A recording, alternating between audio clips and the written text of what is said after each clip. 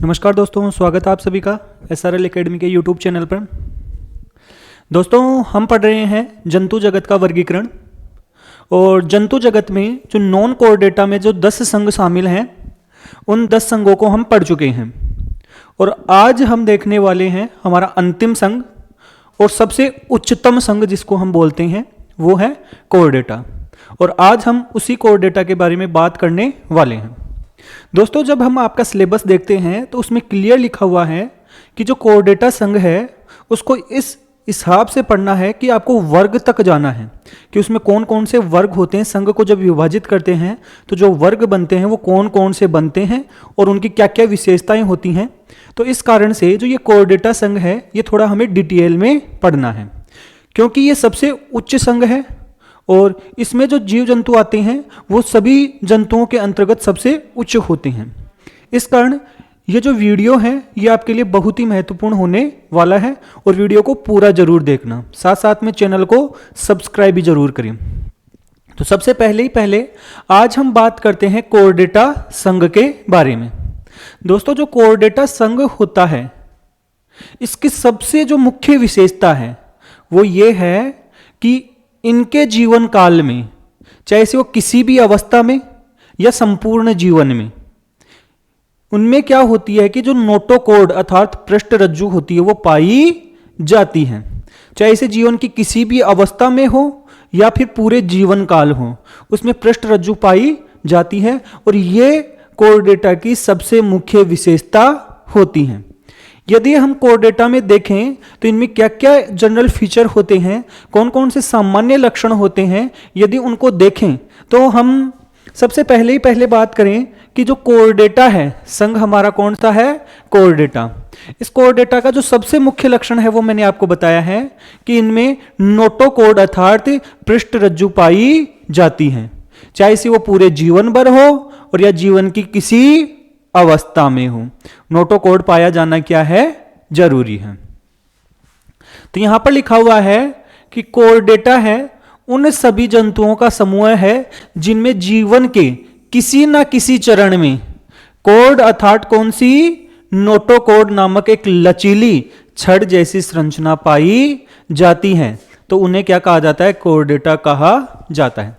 और इसी आधार पर इनका नाम क्या रखा गया है, कोर डेटा रखा गया है। इस संघ में मछलियां भी आती हैं, उभयचर भी आते हैं, सरीसृप भी आते हैं, पक्षी भी आते हैं, स्तनधारी और मनुष्य भी कौन से संघ में आते हैं, कोर डेटा संघ में ही आते हैं। इनके एकदम जनरल फीचर देखें तो ये सबसे उच्चतम जीव हैं। तो जो सबसे उच्चतम जो हमें लक्षण देखने को मिलेंगे वो कोर डेटा में देखने को मिलेंगे। कहां देखने को मिलेंगे, कोर डेटा में। कैसे भाई, जैसे अगर इनका संगठन का स्तर देखें तो वो कैसा होगा, वो होगा इनका अंगतंत्र स्तर का शारीरिक संगठन। दूसरी बात, इनका जो भ्रूण होगा वो कैसा होगा, तो 3 लेयर वाला होगा अर्थात त्रिकोर की होगा।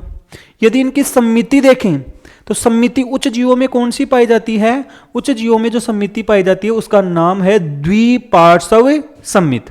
तो ये सारे के सारे गुण इनमें देखने को मिलेंगे कि अंगतंत्र स्तर का हमें शारीरिक संगठन देखने को मिलेगा, द्विपार्श्व सम्मिति पाई जाएगी कोर डेटा में, त्रिस्तरीय भ्रूण होगा और इसके अलावा परिसंचरण तंत्र होगा।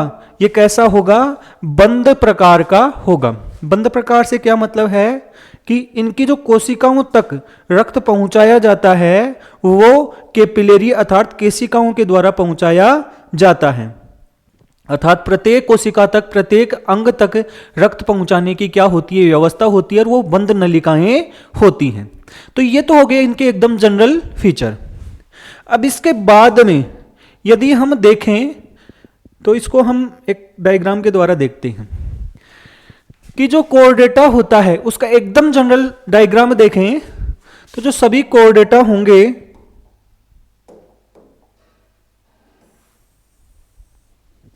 उन कोर डेटा में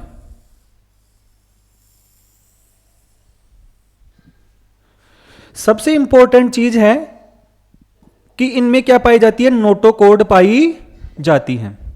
क्या पाई जाती है, कि नोटोकॉर्ड पाई जाती है। और ये इनकी क्या है, सबसे मुख्य विशेषता।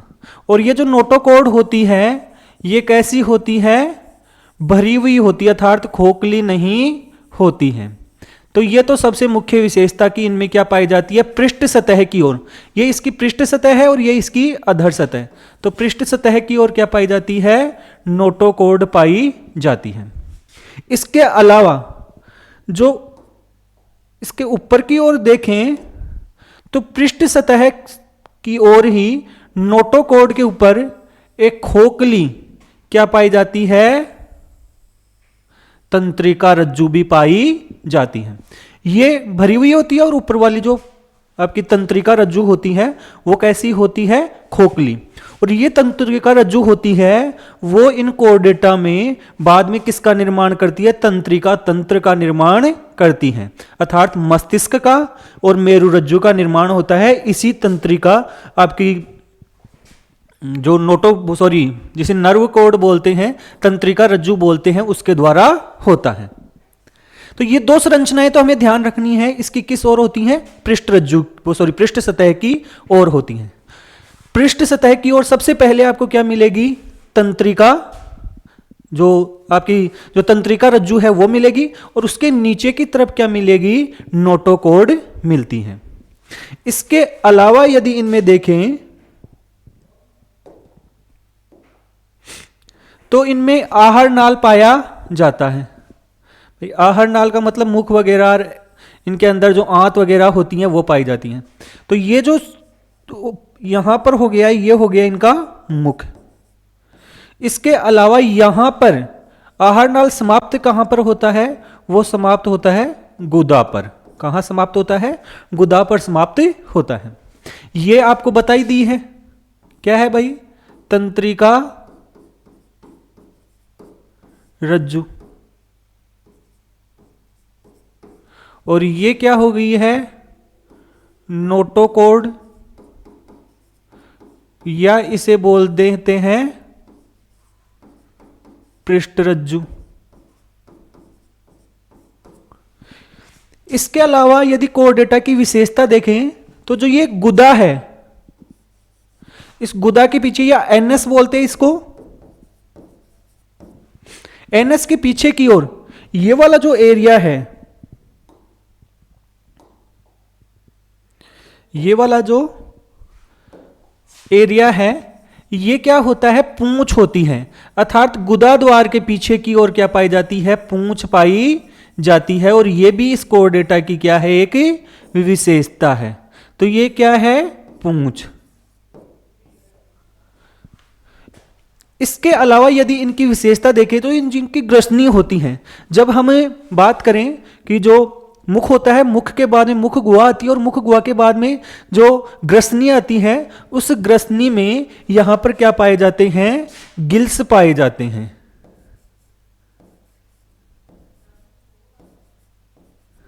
और ये जो गिल्स होते हैं ये क्या मिलते हैं, जोड़ी में पाए जाते हैं। गिल स्लिट मतलब दरार पाई जाती हैं, और ये किस में पाई जाती हैं, जोड़ी में। इन्हें बोलते हैं गिल्स स्लिट। क्या मनुष्य में भी ऐसी दरार पाई जाती हैं? तो मनुष्य की वयस्क अवस्था में ये हमें गिल स्लिट देखने को नहीं मिलती हैं, लेकिन भ्रूणीय अवस्था में इसके अवशेष पाए जाते हैं, भ्रूणीय अवस्था में पाए जाते हैं। इस कारण ये इसकी मुख्य विशेषता है। तो ये सारी की सारी जो चीजें होती हैं ये एक कोर्डेटा में पाई जाती हैं। और साथ साथ में यदि हम देखें तो ये जिनके अधर सतह होती है, इस अधर सतह पर क्या पाया जाता है, एक हृदय पाया जाता है। क्या पाया जाता है, हृदय पाया जाता है। कौन सी सतह पर पाया जाता है, आपकी अधर सतह पर क्या पाया जाता है, हृदय पाया जाता है। तो ये कोर्डेटा के मुख्य लक्षण, ये इसका एक डायग्राम है जिसको हम समझ सकते हैं। भाई एकदम पृष्ठ सतह पर ऊपर की तरफ तो है तंत्रिका रज्जु, जो कैसी है, खोखली है। और ये तंत्रिका रज्जु बाद में किसका निर्माण करेगी, यही मस्तिष्क का और जो मेरु रज्जु है उसका निर्माण करेगी, अर्थात तंत्रिका तंत्र का निर्माण करेगी। ये क्या होती है, नोटोकॉर्ड होती है जो एकदम ठोस होती है। इसके अलावा आहार नाल होता है, शुरू कहां से होता है, मुख से, और समाप्त कहां पर होता है, गुदा। गुदा के पीछे की तरफ एक क्या पाया जाता है, हिस्सा पाया जाता है जिसे बोलते हैं पूंछ। और इसके अलावा गिल स्लिट्स पाई जाती हैं, अर्थात गिल से दरारें पाई जाती हैं। और ये जो दरार होती हैं ये किस में होती हैं? जोड़ी में होती हैं। तो ये आपको ध्यान रखना है। तो देखो डायग्राम में यही इसमें बताया हुआ है कि ये जो एक कठोर संरचना है ये तो है नोटोकॉर्ड। ये इसके ऊपर की तरफ क्या देखने को मिलती है? डोर्सल होलो। होलो का मतलब होता है खोखली। नर्व कॉर्ड मतलब आपकी तंत्रिका रज्जु पाई जाती है। इसके अलावा ये हो गया इसका आहार नाल। आहार नाल शुरू कहां से हो रहा है? मुख से, और समाप्त कहां पे हो रहा है? गुदा पे। इसके अलावा यदि हम देखें तो ये फेरेंजियल गिल स्लिट्स है। फेरेंजियल का मतलब है आपके ग्रसनी पर पाई जाती हैं, और ये हमेशा जोड़ी में होती है। दो, ये फिर दो, ये फिर दो, और ये दो। हो कितनी भी सकती हैं, लेकिन किस में पाई जाती हैं? जोड़े में पाई जाती हैं। और इसके अलावा जो आपका गुदा द्वार होता है उसके पीछे की तरफ क्या पाई जाती है? एक पूंछ वाला हिस्सा पाया जाता है, ये वाला हिस्सा। तो ये कोर्डेटा का एक सामान्य डायग्राम है जिसको हम समझते हैं। तो ये हमने कोर्डेटा के बारे में एकदम जनरल फीचर देखे हैं। अब इसके बाद में यदि हम बात करें तो जो ये आपको ये चित्र हमने दिखाया है, ये समझाया है, उसी के बारे में लिखा हुआ है। और जो बातें आपको बताई हैं वो बातें सारी की सारी इसमें लिखी हुई हैं कि जो ये चित्र आपने देखा है, डायग्राम देखा है, वो कोर्डेटा की किसका है? मूल संरचना का। अर्थात ये कोर्डेटा में, सभी कोर्डेटा में पाए जाते हैं। सबसे पहली चीज नोटोकॉर्ड। अभी आपको बताया एक लचीली सहायक डंडिका जो शरीर के पृष्ठीय भाग में पाई जाती है, ऊपर की तरफ पाई जाती हैं। और ये कोर्डेटा की सबसे मुख्य विशेषता है। भाई नोटोकॉर्ड तो कोर्डेटा की सबसे मुख्य विशेषता है। इसके बाद में उसके भी ऊपर पृष्ठीय भाग में खोखली क्या पाई जाती है? तंत्रिका रज्जु पाई जाती है। और ये तंत्रिका तंत्र का निर्माण करती है, और उसी से आपके जलकर क्या बनते हैं? मस्तिष्क और मेरुरज्जु बनते हैं। फेरेंजियल गिल स्लिट्स अर्थात ग्रसनी में क्या पाए जाते हैं? ग्रसनी अर्थात गले वाले भाग में, हमारी जो गला है उसी में ग्रसनी होती है। तो गले वाले भाग में उपस्थित जो छिद्र होती हैं, दरारें होती हैं, वो पाई जाती हैं। और ये जल से भोजन को छानने का कार्य करती हैं।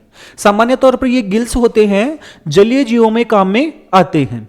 जलीय जीवों में मुख के द्वारा उनमें क्या करता है कि जल अंदर प्रवेश करता है, और प्रवेश करने के बाद क्योंकि उस जल के अंदर भोजन के कण वगैरह घुले हुए होते हैं, उनको तो छानकर वो काम में ले लेते हैं।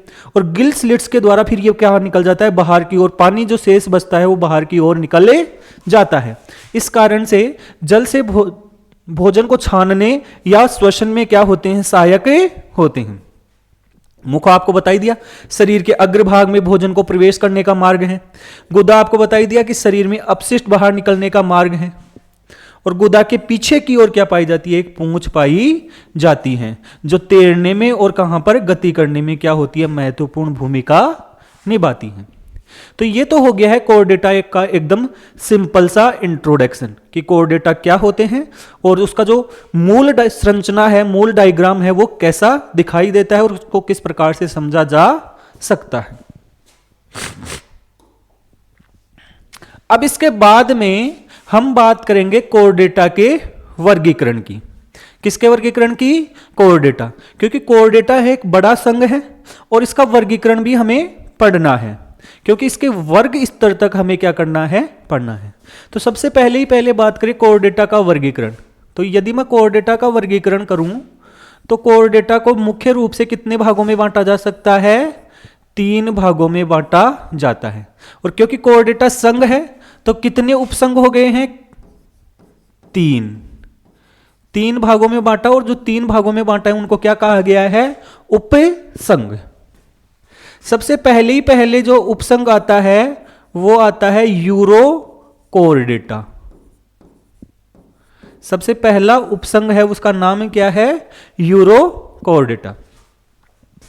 दूसरा जो उपसंघ है उसे हम बोलते हैं सिफेलोकोर्डेटा। और जो तीसरा उपसंघ है उसे हम बोलते हैं वर्टिब्रेटा, या इन्हें हम बोलते हैं कशेरुकी। इन्हीं को क्या बोला जाता है हिंदी में? कशेरुकी कहा जाता है। तो इस प्रकार से कोर्डेटा संघ है उसको कितने उपसंघों में विभाजित किया जाता है? 3 उपसंघों में विभाजित किया जाता है, यूरोकोर्डेटा और सिफेलोकोर्डेटा और वर्टिब्रेटा अर्थात कशेरुकी। अब जो यूरोकोर्डेटा है और सिफेलोकोर्डेटा है ये एकदम पुराने टाइम के या पुराने जमाने के क्या हैं? कोर्डेटा हैं। ये एकदम सबसे पुराने कोर्डेटा इनको माना जाता है। और इसी कारण क्या कहा जाता है कि जो यूरोकोर्डेटा होता है और सिफेलोकोर्डेटा होता है इन दोनों को सम्मिलित रूप से हम क्या कहते हैं? प्रोटो का मतलब होता है पुराने या आद्य।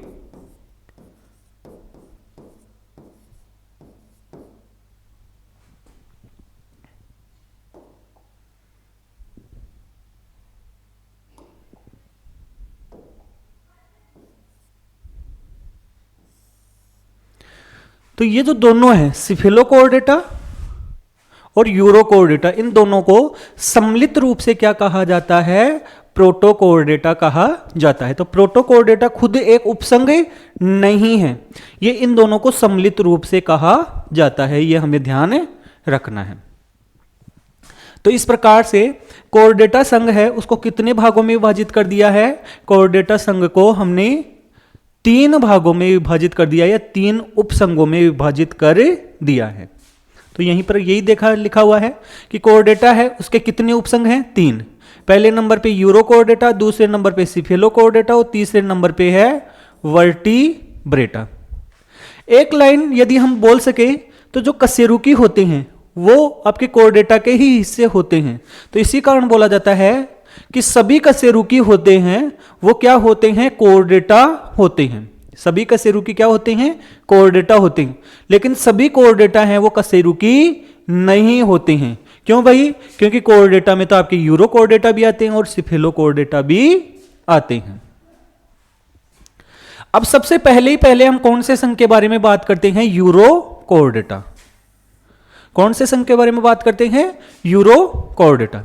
देखो यहां पर एक शब्द है यूरो। कौन सा शब्द है? यूरो। और यूरो का मतलब है क्या? पूंछ। यूरो का मतलब क्या होता है? पूंछ या टेल। अर्थात जो यूरोकोर्डेटा होते हैं उनकी जो नोटोकोर्ड होती है वो केवल किस में पाई जाती है? पूंछ में पाई जाती है, और वो भी वयस्क अवस्था में नहीं, लार्वा अवस्था में। तो इस कारण बोला जा सकता है कि जो यूरोकोर्डेटा होते हैं, यूरोकोर्डेटा की जो लार्वा अवस्था होती है उसकी केवल पूंछ के अंदर क्या पाई जाती है? नोटोकोर्ड पाई जाती है। और कोर्डेटा की यही शर्त थी कि जीवन की किसी भी अवस्था में, किसी भी चरण में क्या होनी चाहिए? नोटोकोर्ड उपस्थित होनी चाहिए। तो यूरोकोर्डेटा को और किस नाम से जाना जाता है? ट्यूनिकेटा या ट्यूनिकेट्स भी कहा जाता है। तो ट्यूनिकेट किसे कहा जाता है? यूरोकोर्डेटा को। यहां से याद रखना आपको। तो यूरोकोर्डेटा को ट्यूनिकेट भी कहा जाता है। और ये सभी के सभी क्या होते हैं? समुद्र में पाए जाते हैं, नरम शरीर वाले छोटे जंतु होते हैं। अभी आपको बताया है कि यूरोकोर्डेटा में नोटोकोर्ड केवल लार्वा की किस में पाई जाती है? पूंछ में पाई जाती है। तो इनमें नोटोकोर्ड होती है वो केवल लार्वा अवस्था में किस में देखने को मिलती है? पूंछ। और यूरो का मतलब ही क्या होता है? पूंछ। तो यह हमें ध्यान रखना है और इसीलिए इन्हें क्या कहा जाता है? यूरोकोर्डेटा। उदाहरण कौन से हैं याद रखने के लिए आप रख सकते हो? SAD। SAD का मतलब एस से हो गया है साल्पा या साल्प, ए से हो गया है आपका एशिडिया और डी से हो गया है डोलियोलम। Salpa, एसिडिया, Doliolum. ये किसके उदाहरण हैं? तो ये उदाहरण है यूरोकोर्डेटा के। किसके उदाहरण है? यूरोकोर्डेटा के उदाहरण। यूरोकोर्डेटा जब हमें याद रखना है तो उसकी सबसे मुख्य विशेषता क्या याद रखनी है कि यूरोकोर्डेटा में नोटोकोर्ड होती है वो लार्वा अवस्था की किस में पाई जाती है? पूंछ में पाई जाती है। यूरो का मतलब ही क्या होता है? पूंछ। तो ये तो हमारा पहला उपसंघ हो गया है यूरोकोर्डेटा। इसके बाद में दूसरे उपसंघ के बारे में बात करते हैं और उसका नाम है सेफेलोकोर्डेटा। कौन सा उपसंघ है? सेफेलोकोर्डेटा। तो जो सेफेलोकोर्डेटा होता है, नोटोकॉर्ड तो पाई जाएगी, नोटोकॉर्ड पाई जाती है। सीधी सी बात है कि नोटोकॉर्ड पाया जाना इस संघ की मुख्य विशेषता है। तो नोटोकॉर्ड पाई जाती है, लेकिन ये जो नोटोकॉर्ड होती हैं ये जीवन पर्यंत होती हैं।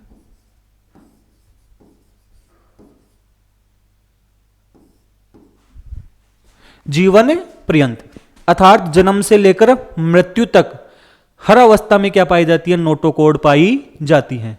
और साथ साथ में आपके कहां से लेकर पूरे शरीर में, शुरुआत से लेकर एंड तक। उसकी तो केवल पूंछ में थी, इसमें जो शुरुआत है वो यहां से लेकर पूंछ तक, एंड तक क्या पाई जाती है? नोटोकॉर्ड पाई जाती है और पूरे जीवन भर उपस्थित रहती है।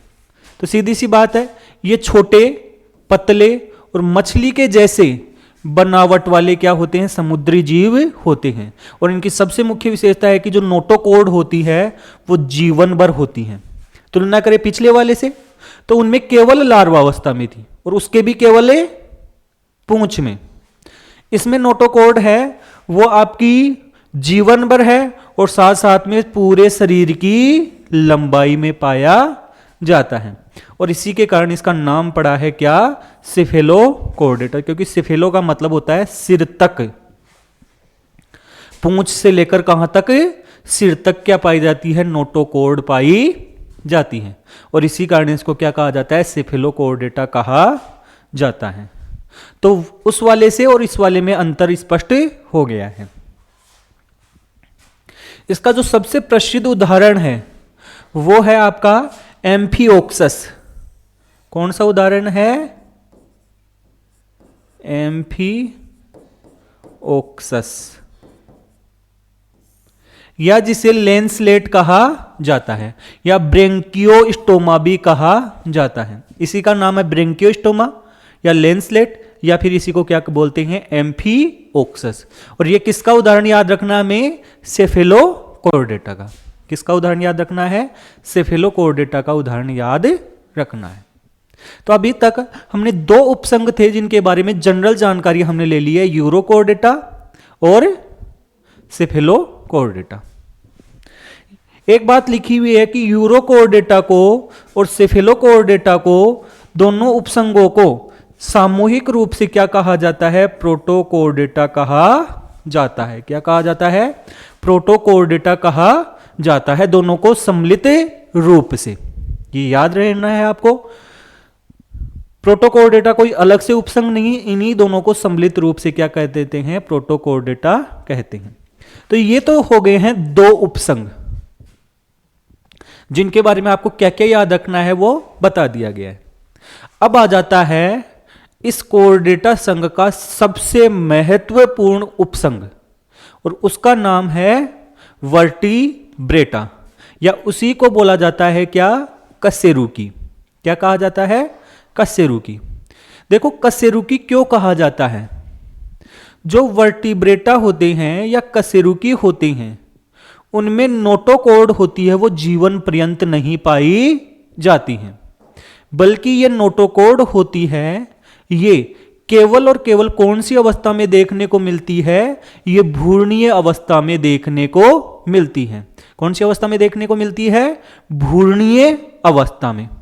उसके बाद में ये जो नोटोकॉर्ड होती है ये समाप्त हो जाती है और इसके स्थान पर दूसरी एक संरचना विकसित हो जाती है जिसका नाम क्या है? कशेरुक दंड। क्या कहा जाता है? कशेरुक दंड या वर्टिब्रल कोलम, और उसी के कारण उसका नाम रखा गया है वर्टिब्रेटा या कशेरुकी। हिंदी में कशेरुक दंड के कारण उसका नाम रख दिया गया कशेरुकी, और इंग्लिश में उसको बोलते हैं वर्टिब्रल कोलम, अर्थात आपका हो गया वर्टिब्रेटा। ये जो वर्टिब्रेटा होती है इसी को हम सामान्य भाषा, वर्टिब्रल कोलम होती है उसी को हम सामान्य भाषा में क्या कहते हैं? रीढ़ की हड्डी कहते हैं। तो हमें याद रखना है कि उनको कशेरुकी क्यों कहा जाता है। तो ये हो गया है। अब इसके बाद में तीसरा उपसंघ जो है जो सबसे इंपॉर्टेंट है वो है उपसंग वर्टिब्रेटा। अब हमें इस वर्टिब्रेटा को थोड़ा डिटेल में पढ़ना है। सबसे पहले यदि वर्टिब्रेटा में कौन कौन से वर्ग होते हैं, किस प्रकार से इसका वर्गीकरण किया जाता है, यदि इसको देखें तो यहां पर तो लिखा हुआ है, लेकिन हम इसको खुद बनाकर देखते हैं कि जो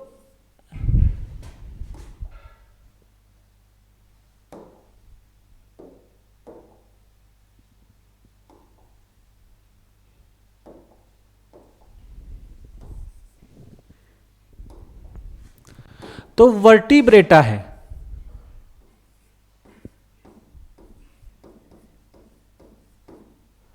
और इसी को हिंदी में क्या कहा जाता है, कशेरुकी। वर्टिब्रेटा को हिंदी में क्या कहा जाता है, कशेरुकी। ये जो आपका कशेरुकी उपसंग है या वर्टिब्रेटा है, इसको मुख्य रूप से दो समूहों में विभाजित किया जाता है। कितने समूहों में विभाजित किया जाता है, दो समूहों में विभाजित किया जाता है।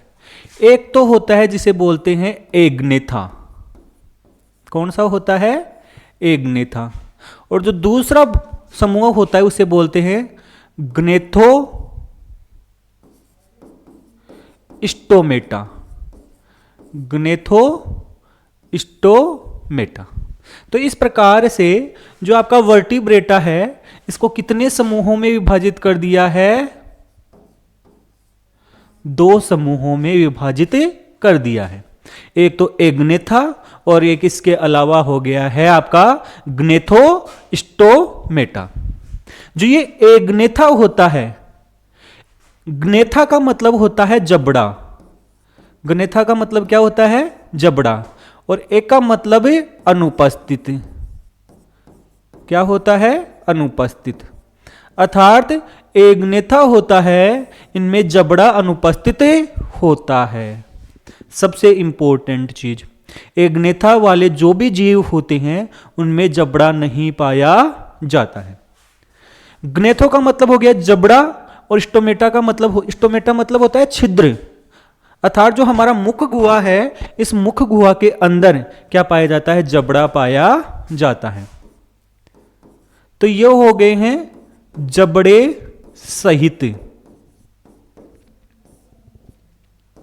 ये तो हो गए हैं जबड़े सहित, और ये हो गए हैं बिना जबड़े के। तो इस प्रकार से आपके वर्टिब्रेटा को कितने समूहों में विभाजित कर दिया है, दो। अब जो ये एग्नेथा होता है, इसमें केवल एक ही वर्ग होता है। एग्नेथा जो समूह है, इसके अंतर्गत कितना वर्ग होता है, केवल एक। और वो वर्ग होता है उसे हम बोलते हैं साइक्लोस्टोमेटा।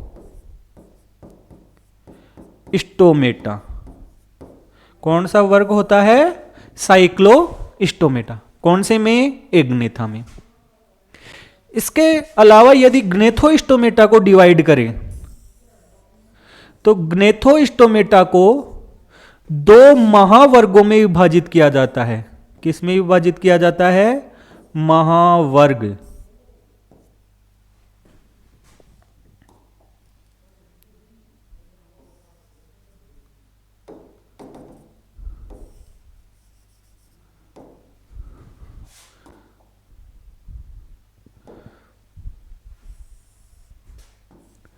महावर्ग हैं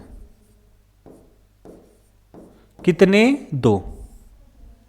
एक जो महावर्ग है जिसे तो हम बोलते हैं पिसीज। कौन सा महावर्ग है, पिसीज। हिंदी में इसको बोला जाता है मछली। कौन सा वर्ग हो गया है, या कौन सा महावर्ग हो गया है, मछली, पिसीज वाला। और दूसरा महावर्ग होता है उसे हम बोलते हैं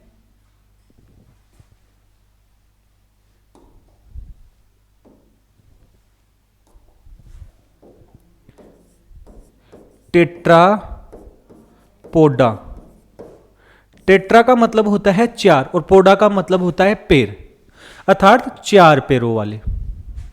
तो ग्नेथोस्टोमेटा को कितने महावर्गों में विभाजित किया गया है, दो महावर्गों में विभाजित किया गया है।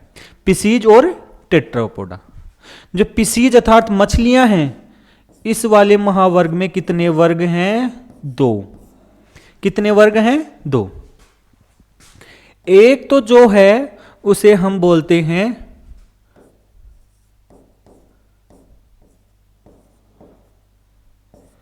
कॉन्ड्रिक्थीज। क्या बोलते हैं? कॉन्ड्रिक्थीज, या हिंदी में बोले तो इन्हें बोलते हैं उपास्तिल। कौन सा बोला जाता है? उपास्तिल मछलियां।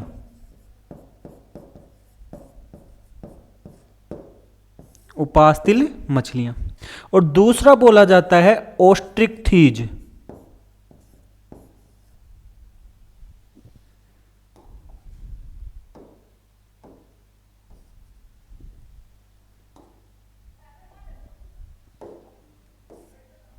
दूसरा है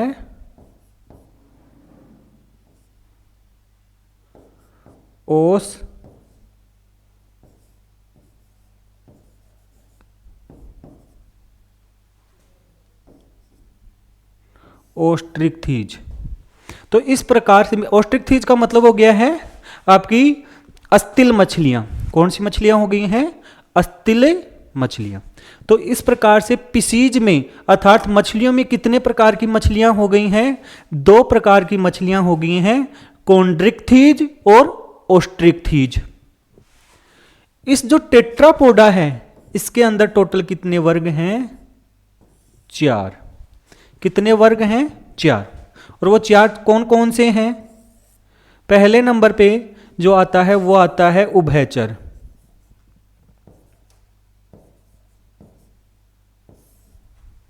कौन सा आता है? उभयचर। और इंग्लिश में इनको बोलते हैं हम एम्फीबिया। कौन सा बोलते हैं? एम्फीबिया। दूसरे नंबर पे जो आता है वो आता है सरीसर्प।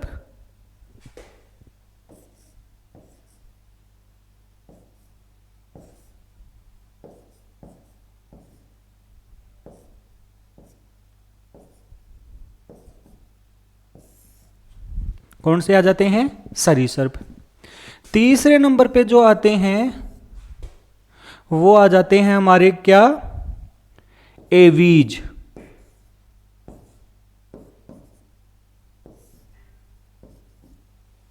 एवीज। और चौथे नंबर पे जो आ जाते हैं वो आते हैं स्तनधारी।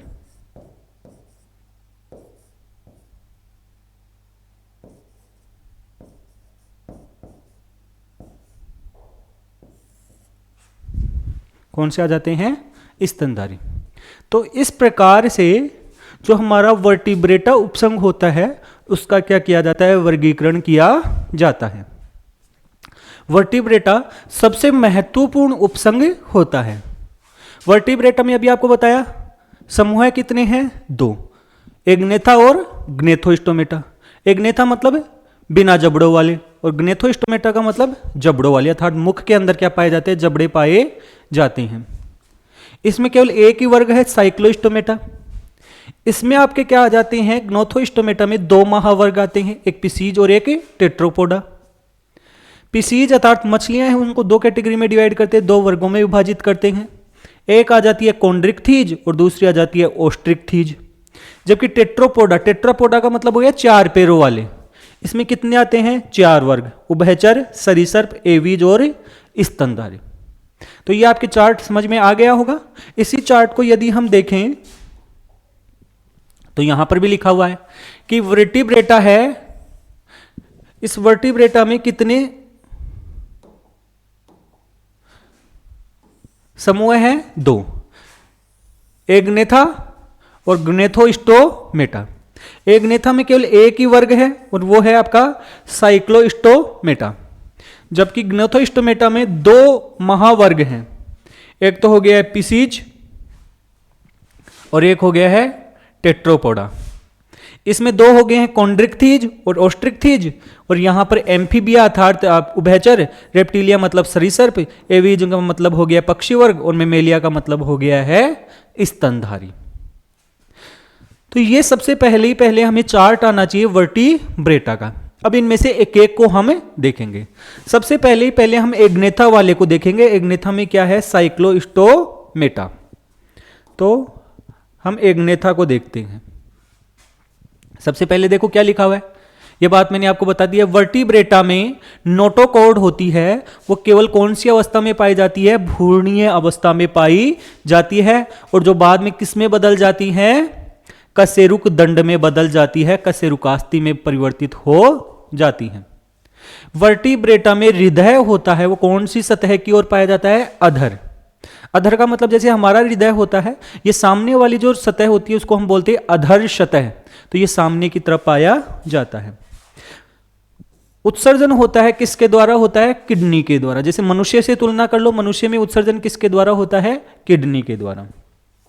शरीर में जो भी नाइट्रोजनी अपशिष्ट बनते हैं, अभी आपको बताया था कि हमारा शरीर होता है, उस शरीर में जो प्रोटीन होता है उसके पाचन से बनते हैं नाइट्रोजनी अपशिष्ट, और उन नाइट्रोजनी अपशिष्टों को जो सजीव होते हैं ये अलग अलग तरीके से बाहर निकालते हैं।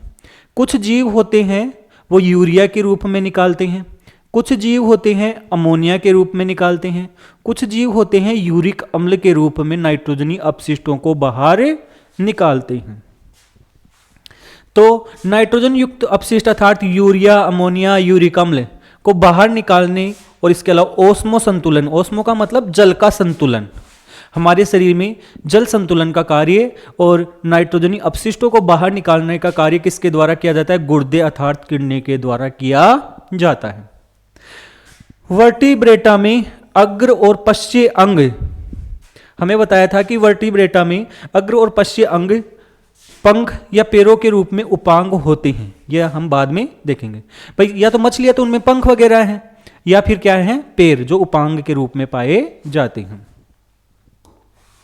इसके बाद में हम सबसे पहले देखते हैं एग्नेथा को।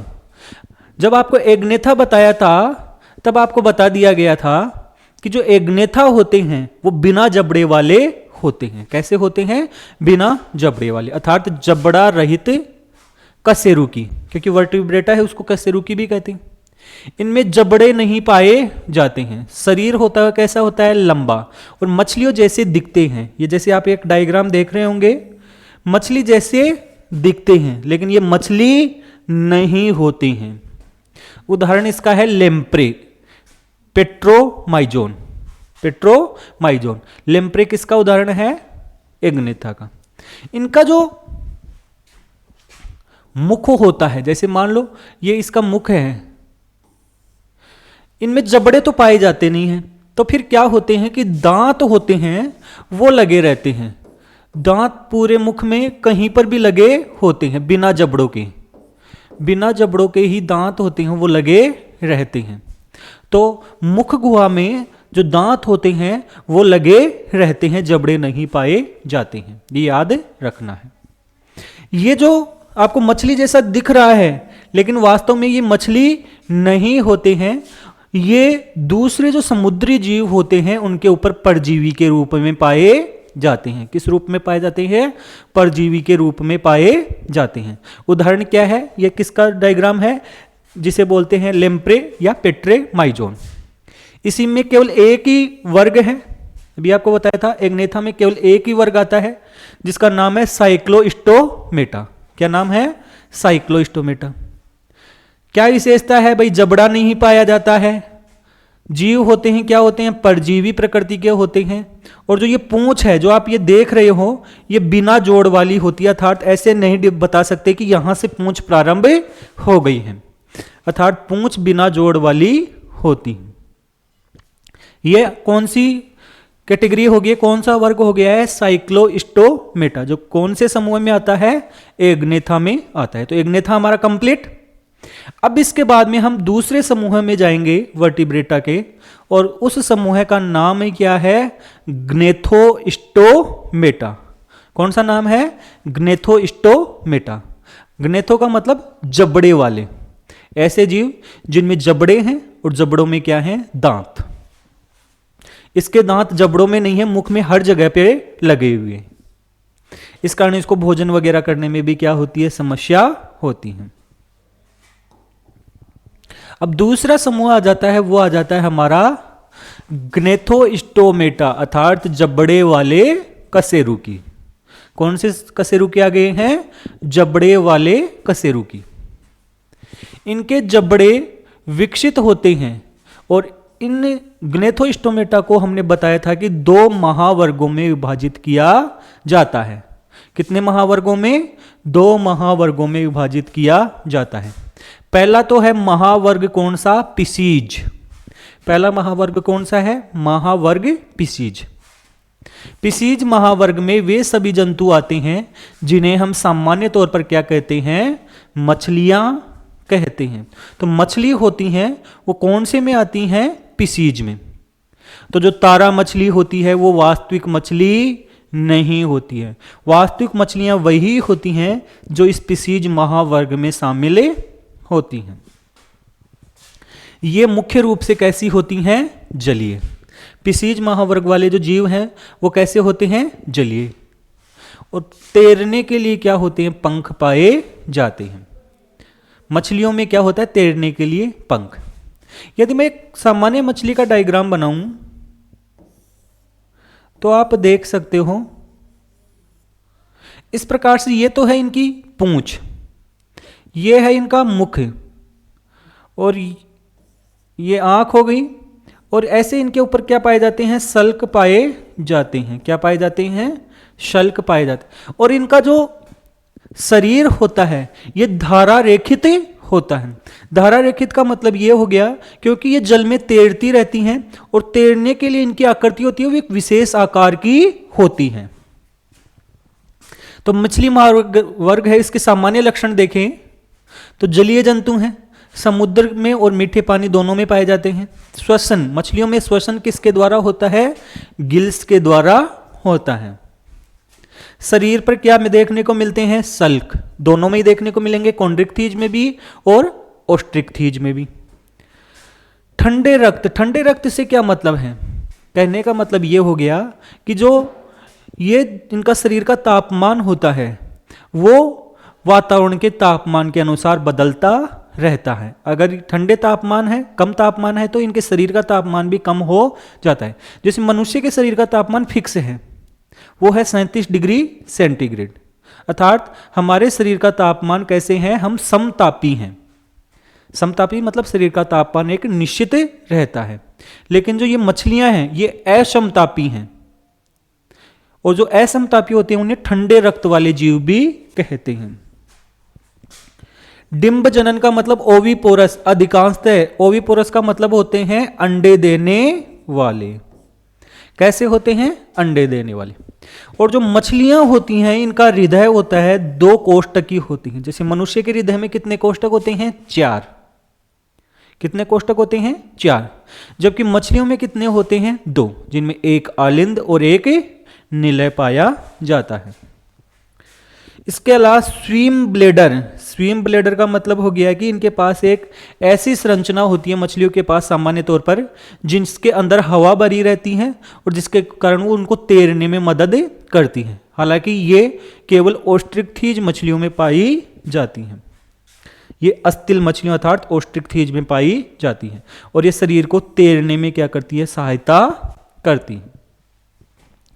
नोटोकॉर्ड या तो जीवन भर या कुछ अवस्था में पाया जाता है।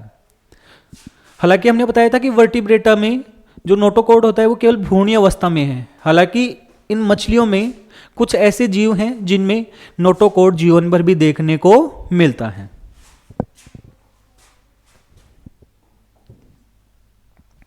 तो सबसे पहले हम मछली जो पिसीज महावर्ग है इसको 2 कैटेगरी में डिवाइड किया था।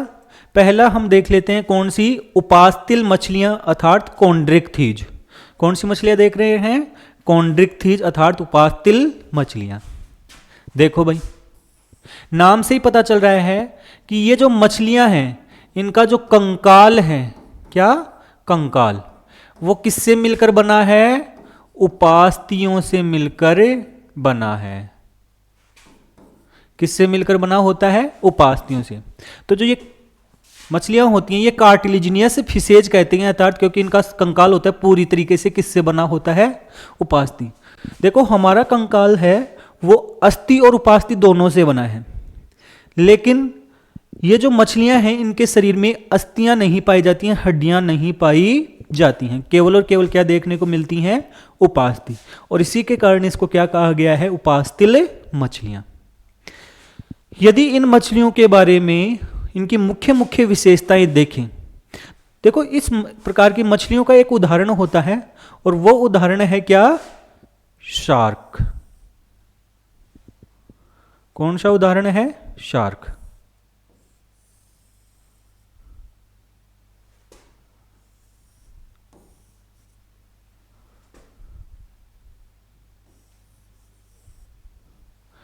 और जो ये हैं इनमें जो मुख होता है, इनका जो मुख है वो किस ओर होता है, नीचे की तरफ होता है, सामने की तरफ नहीं होता है, बल्कि कहाँ होता है, नीचे की तरफ। और इनके ऊपर जो ये सल्क देखने को मिलते हैं ये बहुत छोटे होते हैं, इनके सल्क होते हैं वो कैसे होते हैं, बहुत ही छोटे होते हैं, ये बाहर से देखने पर दिखाई नहीं देते हैं। और कौन से प्रकार के सल्क पाए जाते हैं, इनमें प्लेकोइड टाइप के सल्क पाए जाते हैं। कौन से, प्लेकोइड।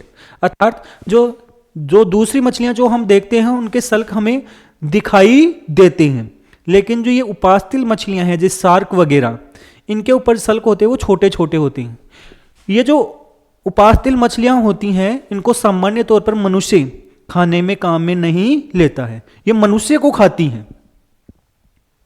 भाई मछलियां हैं उनको हम खाते हैं, लेकिन कौन सी मछलियों को खाते हैं, हमें अस्थिल वाली, जो हमारी ओस्ट्रिकथीज मछलियां होती हैं उनको खाते हैं। ये वाली तो बहुत बड़ी बड़ी होती हैं, बहुत खतरनाक होती हैं, शिकारी टाइप की होती हैं, जैसे शार्क मछली हो गई हैं, ये सारी की सारी इसी में आती हैं। कुछ करंट वाली मछलियां भी होती है जैसे टोरपीडो होती हैं, कुछ ऐसे डंक भी मारती हैं जिससे क्या हो जाता है, विष फैल जाता है, जैसे ट्राइगोन हो गई है। तो ये सारी की सारी इसी के अंतर्गत शामिल होती है। और इनका जबड़ा होता है, जबड़े वाली तो है ही, इनके दांत होते हैं वो बहुत ही मजबूत होते हैं।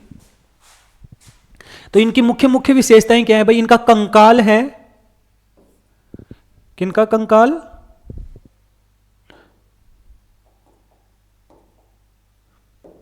इन उपास्थिल मछलियों का जो कंकाल होता है ये किससे बना होता है, उपास्थियों से, हड्डियां नहीं पाई जाती हैं।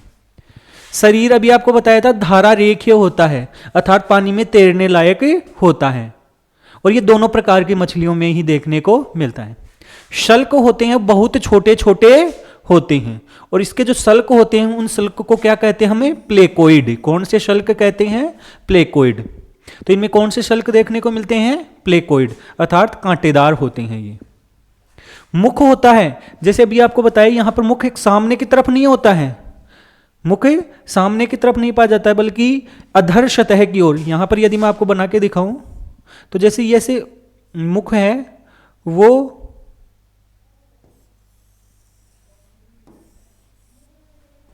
यहां पाया जाता है, यहां सामने नहीं पाया जाता है, नीचे की तरफ पाया जाता है, अधर सतह की ओर। तो मुख होता है सिर के निचले भाग में पाया जाता है। जबड़े, जबड़ों में बहुत ही तेज दांत पाए जाते हैं, इसका तुलना आप कर लो शार्क से, बहुत ही तेज दांत होते हैं। और ये बार बार क्या होते हैं, ये वास्तव में क्या होते हैं कि जो प्लेकोइड होते हैं, प्लेकोइड शल्क, उन्हीं का क्या होते हैं, रूपांतरण होते हैं। गलफड़े, इसमें 5 से 7 जोड़ी क्या पाए जाते हैं, गलफड़े पाए जाते हैं।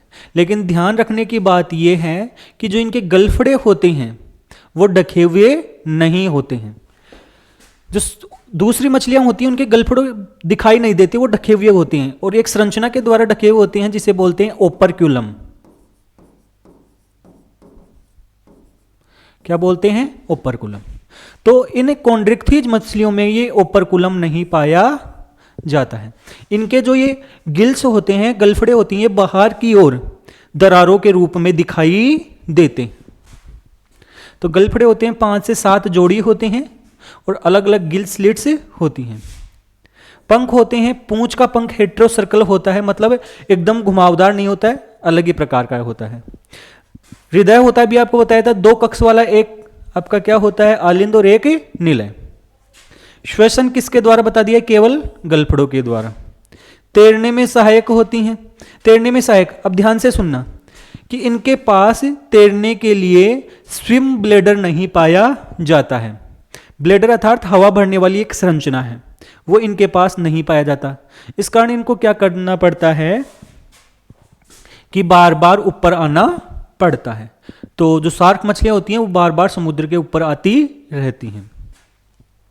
तंत्रिका तंत्र इनका अत्यधिक विकसित होता है। और जो प्रजनन की बात करें तो इनमें लैंगिक जनन होता है। कैसा होता है? लैंगिक जनन। और जो नर मछली होती है जो कॉन्ड्रिक्थीज वाली है, उसकी नर मछली का जो श्रोणी पंख का मतलब हो गया है कि यहां पर जो पीछे की तरफ पंख पाया जाता है, यहां पर जो पंख पाया जाता है उस पंख में एक संरचना पाई जाती है, नर संरचना, नर में ही होता है केवल और केवल, उसे हम बोलते हैं क्लेशपर। क्या कहते हैं? क्लेशपर। तो वो क्या होता है? मदद करता है किसमें? प्रजनन में। निषेचन कैसा होता है? आंतरिक। सामान्यतः निषेचन कैसा होता है? आंतरिक। क्या करते हैं ये? अंडज भी होती हैं और जरायुज भी होती हैं। और रक्त भी आपको बता दिया है, अर्थात ठंडा रक्त, मतलब इनका जो रक्त है या शरीर का तापमान है वो वातावरण के अनुसार बदलता रहता है।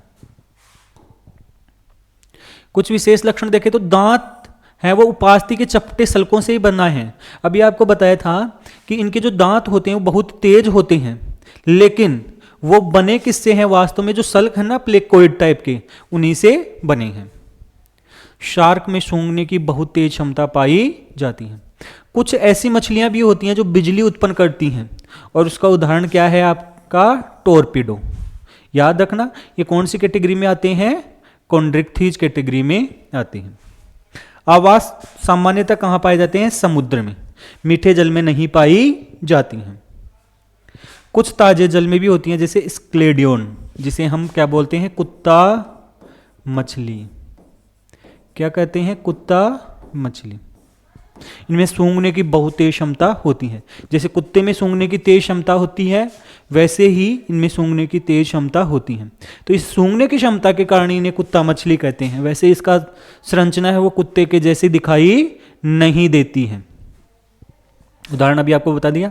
स्केलियोडोन का मतलब हो गया डॉग फिश। इसके अलावा एकदम ग्रेट व्हाइट शार्क, इसका उदाहरण जो शार्क मछली है वो इसी में आती है, ग्रेट व्हाइट शार्क। इसके अलावा वेहेल शार्क होती है, वो भी इसी के अंतर्गत आती है। ये जो वेहेल शार्क होती हैं इसे हम बोलते हैं ट्राइगोन। क्या बोलते हैं? ट्राइगोन। और इस ट्राइगोन के पूंछ में क्या पाए जाते हैं? एक डंक जैसी संरचना पाई जाती है जिसे विषैला पदार्थ निकलता है। इसके अलावा रेज, सोफिस, चिमेरा, ये सारे के सारे इन मछलियों के क्या हैं? उदाहरण। यहां पर आप डायग्राम भी देख सकते हो। ये सफेद शार्क मछली है, ये है कुत्ता मछली। कौन सी है? Dog fish scoliodon. कौन सी है? डॉग फिश अर्थात स्केलियोडोन। इसकी सूंघने की क्षमता तेज होती है। और इसके अलावा ये है वेहेल शार्क, जिसे हम क्या बोलते हैं? ट्राइगोन भी कहते हैं, विषैली डंक मारने वाली मछली। तो इस प्रकार से हमने देखा है जो मछली महावर्ग है, उस मछली महावर्ग में जो पहली कैटेगरी है कॉन्ड्रिक्थीज मछलियां, वो हमने देख ली हैं। और इसके अलावा एक और जो हम देखने वाले हैं वो देखने वाले हैं ओस्ट्रिक्थीज। ओस्ट्रिक्थीज का मतलब हो गया है हड्डियों युक्त मछलियां, अर्थात ऐसी मछलियां जिनके शरीर में क्या पाई जाती हैं? हड्डियां पाई जाती हैं। उनका कंकाल किससे बना होता है? हड्डियों का बना होता है। इनमें और उसमें क्या अंतर है वो ध्यान से देखना। इन्हें हम बोनी फिश कहते हैं क्योंकि हड्डियों से बना हुआ क्या होता है? कंकाल। उनका कंकाल किसका बना था? उपास्थियों का। तो पहला अंतर हो गया है। आवास देखो, वो मछलियां आपकी समुद्र में पाई जाती थी सामान्य तौर पर, कुछ मछलियां होती थी वही आपकी कहां होती थी? मीठे जल में, जैसे स्केलियोडोन। लेकिन ये मछलियां होती हैं ये आपके मीठे जल में भी पाई जाती हैं और समुद्री जल, दोनों जगह पर पाई जाती हैं। ये अंतर हो गया। कुछ अन्य लक्षण भी देखें तो हड्डियों के कारण इनका वजन होता है वो कैसा होता है? कम। और ये तेज तैर सकती हैं। इनका वजन उनकी तुलना में देखो, शार्क मछली होती है, बहुत बड़ी बड़ी मछलियां होती हैं, शिकारी टाइप की मछलियां होती हैं। अगर कोई व्यक्ति उनके पास चला जाए तो उसको खा जाएंगी वो। तो ये मछलियां होती है बिल्कुल छोटी छोटी मछलियां होती हैं। और इन मछलियों को हम खाते हैं, वो मछलियां मनुष्य को खाती हैं और इन अस्थिल मछलियों को हम खाते हैं। श्वास नली होती है, इसके ऊपर ओपरकुलम, अभी आपको बताया था, जैसे अभी आपको मैं बताऊं कि मान लो ये मछली है, तो जैसे उनमें गिल्स पाए जाते थे, इनमें भी गिल्स तो होते हैं, लेकिन गिल्स के ऊपर की तरफ क्या होती है, ऐसे एक संरचना पाई जाती है जो इसको क्या कर देती है, ढक देती है। गिल्स को क्या कर देती है, ढक देती है, और इस संरचना को बोलते हैं ओपरकुलम। जबकि उनमें ओपरकुलम नहीं पाया जाता था, गिल्स बाहर दिखाई देते थे, जो दरारें थी वो बाहर दिखाई देती थी। अंतर ध्यान से देख लेना। तो श्वास नली अर्थात ओपरकुलम द्वारा पानी का प्रवाह नियंत्रित होता है। अभी आपको बताया था गिल्स किस प्रकार से, भाई पानी होता है मुख के द्वारा अंदर जाता है, उसमें से भोजन वगैरह को काम में ले लेते हैं और वो गिल्स के द्वारा बाहर निकल जाता है और उसी में ऑक्सीजन भी काम में लेते हैं। रंगीन त्वचा होती है, अलग अलग कलर की मछलियां होती हैं, पंख होते हैं, तो ये सारी की सारी किस्में पाई जाती हैं ओस्ट्रिकथीज में। बाकी अन्य क्या क्या लक्षण है देखो भाई। कंकाल अभी आपको बता दिया किसका बना है, हड्डियों का। त्वचा, त्वचा के ऊपर शल्क पाए जाते हैं। अब अंतर देखना, उसके जो शल्क थे वो किस प्रकार के शल्क थे, प्लेकोइड, छोटे थे, और इसके जो शल्क होते हैं वो बड़े होते हैं, दिखाई देते हैं, और इसके जो शल्क होते हैं उनको बोलते हैं साइक्लोइड। कौन से शल्क होते हैं, साइक्लोइड। पंख होते हैं, अधिकतर में कैसे होते हैं, ऐसे होते हैं जिनमें दोनों लोब क्या होती हैं, समान। उनका मुख किस तरफ था, नीचे की तरफ, सामने नहीं था, जस्ट किस तरफ था, नीचे की तरफ था। और इसका क्या होता है, एकदम शीर्ष भाग पर होता है, एकदम सामने की तरफ होता है। गलफड़े अभी आपको बता दिया कि ओपरकुलम के द्वारा ढके हुए पाए जाते हैं, इस तरफ और इस तरफ, मतलब दोनों तरफ दो ओपरकुलम पाए जाते हैं, एक जोड़ा। श्वसन किसके द्वारा हो रहा है, गलफड़ों के द्वारा। तैरने में सहायक कौन रहता है, इनमें स्विम ब्लेडर पाया जाता है, उसमें नहीं पाया जाता है। कॉन्ड्रिक्थीज में स्विम ब्लेडर अर्थात एक ऐसी संरचना जो तैरने में मदद करती है, जिसके अंदर हवा भरी रहती है, वो नहीं पाई जाती है, जिसके कारण क्या होता है, उन मछलियों को बार बार ऊपर आना पड़ता है, और ये क्या होती हैं कि आसानी से अंदर तक तैर सकती हैं, जो इनके तैरने में क्या होता है, सहायक, उत्प्लावन को नियंत्रित करता है। इसके अलावा रक्त संचार में आपको बता दिया, हृदय कितने कोष्ठक वाला होता है, 2, उसमें भी 2 वाला ही था, एक कालिंद और एक नील। शरीर का तापमान, इनका रक्त कैसा है, ठंडा। कहने का मतलब यही हो गया, अक्षमतापी है, अर्थात पर्यावरण के अनुसार, वातावरण के अनुसार तापमान बदलता रहता है। उत्सर्जन किसके द्वारा होता है, गुर्दों के द्वारा, किडनी के द्वारा होता है। और प्रजनन, लैंगिक जनन पाया जाता है, अधिकांश कैसे देती हैं, अंडे, और बाह्य निषेचन होता है। उनमें हमने देखा था बाह्य और आंतरिक दोनों प्रकार का था। उनमें क्लेशपर नाम की संरचना थी नर में, और कौन से पंख में थी, श्रोणी पंख में। श्रोणी का मतलब पीछे वाले, पूंछ के पास की तरफ जो पंख होता है उस वाले में। लेकिन यहां पर क्लेशपर का क्या होता है, अभाव पाया जाता है। इस कारण कैसा निषेचन होता है, बाह्य निषेचन होता है। उदाहरण कौन कौन से हो गए, जैसे उसमें शार्क मछलियां वगैरह थी, बड़ी बड़ी मछलियां। इसमें रोहू होगी, जिसका वैज्ञानिक नाम है लेबियो रोहिता। कतला मछली होगी, कतला कतला। मृगाल मछली, जिसे हम बोलते हैं क्रीनियस मृगला। इलिश होगी, हिलिशा इलिशा। सी हॉर्स होगी, हिप्पोकैम्पस। समुद्री घोड़ा जिसे कहते हैं, अभी डायग्राम में देखेंगे हम। इसके अलावा रूफ या स्नेपर, जिसे बोलते हैं लुतानस, लुताजनस। और एंजल फिश हो गई है, जिसे हम बोलते हैं पेट्रियोफाइलम, पेट्रियोफाइलम। तो ये मछलियां हैं। जैसे ये मछली आप देख रहे हैं, हिप्पोकैम्पस, समुद्री घोड़ा जिसे कहते हैं। ये मछली जिसको खाने के रूप में काम में लिया जाता है, कतला। ये कौन सी मछली है, रोहू अर्थात लेबियो। तो ये कौन सी मछलियां थी, ये मछलियां थी आपकी अस्थिल मछलियां, जिनको सामान्य रूप पर खाने के रूप में काम में लिया जाता है। कॉन्ड्रिक्थीज वाली तो मनुष्य को खा जाती हैं।